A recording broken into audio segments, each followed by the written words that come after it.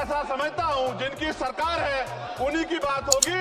मुसलमानों की, जैनों की, सिखों की, रविदासियों की और बुद्धिस्टों की जो आंदोलन कर रहे हैं और पुलिस लाठी मार रही है, मैं समय रहते चेतित कर रहा हूं। सरकार को चिंता करनी चाहिए कि बुद्धिस्टों का अपमान ज्यादा दिन बुद्धिस्ट बर्दाश्त नहीं करेंगे। महाबोध विहार हमारा हक है। सभापति जी, मणिपुर देश का अभिन्न अंग है, वहां महिलाओं एवं बच्चों की सुरक्षा सुनिश्चित की जाए।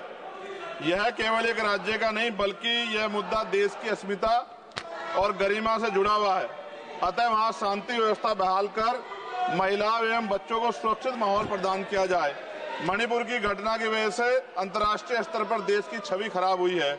मुझे ऐसा लगता है ये तभी होता है जब सरकार को कुर्सी से ज्यादा प्यार होता है और जनता के हित से कम प्यार होता है। न्यूनतम समर्थन मूल्य किसानों को मिले, बिजली के बिल माफ हो, किसानों का कर्ज माफ हो। सरकार को समझना होगा कि किसान मजबूत होगा तभी देश की अर्थव्यवस्था मजबूत होगी। खाद पर सब्सिडी बढ़ाई जाए, यूरिया नहीं मिल रहा है, खाद का वितरण पारदर्शिता लाई जाए।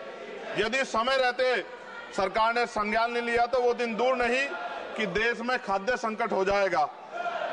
महोदया, गया में महाबोध विहार प्रकरण जो है, वहां से बुद्ध समाज में चिंता है और आक्रोश भी है।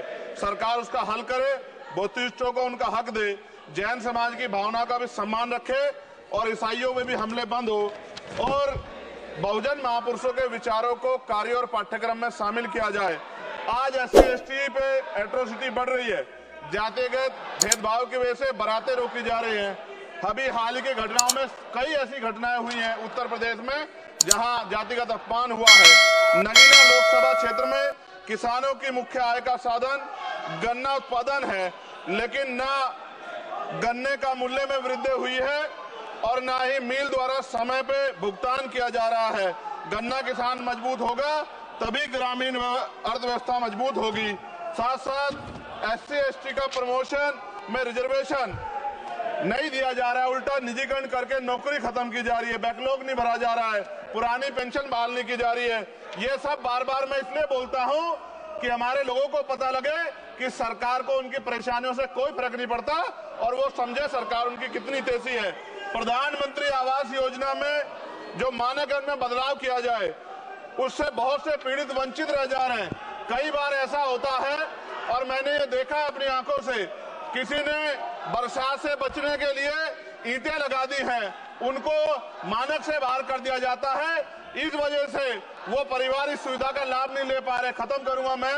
इस वजह से उनके घर नहीं बन पा रहे और के 75 साल बाद भी लोगों पे घर नहीं है। शर्म की बात है। नगीना लोकसभा क्षेत्र में केंद्रीय विद्यालय खोले जाएं और जो पहले से संचालित केंद्रीय विद्यालय हैं उनमें किताबों से लेकर सभी आवश्यक एवं पर्याप्त सुविधाएं सुनिश्चित की जाएं ताकि क्षेत्र के बच्चों को गुणवत्तापूर्ण शिक्षा प्राप्त हो। और अंत में मैं खत्म करते हुए कहना चाहता हूं, अभी ईद का त्योहार आ रहा है, हम भी ये देखेंगे और देश भी ये देखेगा कि सरकार उनको कितनी मदद करा के उस आयोजन को, उस त्योहार को मनवाने में मदद करेगी, जैसे अन्य धर्मों को लगातार मदद कर रही है, क्योंकि भारत एक धर्मनिरपेक्ष राष्ट्र है। मोदी जी, खत्म कर रहा हूँ, खत्म करिए तो आवाज का हाल देख लो आप। क्या करिए, कंप्लीट करिए प्लीज। भारत एक धर्मनिरपेक्ष राष्ट्र है, लेकिन मैं ऐसा समझता हूँ जिनकी सरकार है उन्हीं की बात होगी। मुसलमानों की, जैनों की, सिखों की, रविदासियों की और बुद्धिस्टों की जो आंदोलन कर रहे हैं और पुलिस लाठी मार रही है, मैं समय रहते चेतित कर रहा हूं। सरकार को चिंता करनी चाहिए कि बुद्धिस्टों का अपमान ज्यादा दिन बुद्धिस्ट बर्दाश्त नहीं करेंगे। महाबोध विहार हमारा हक है और वो देना पड़ेगा। आपका बहुत बहुत धन्यवाद।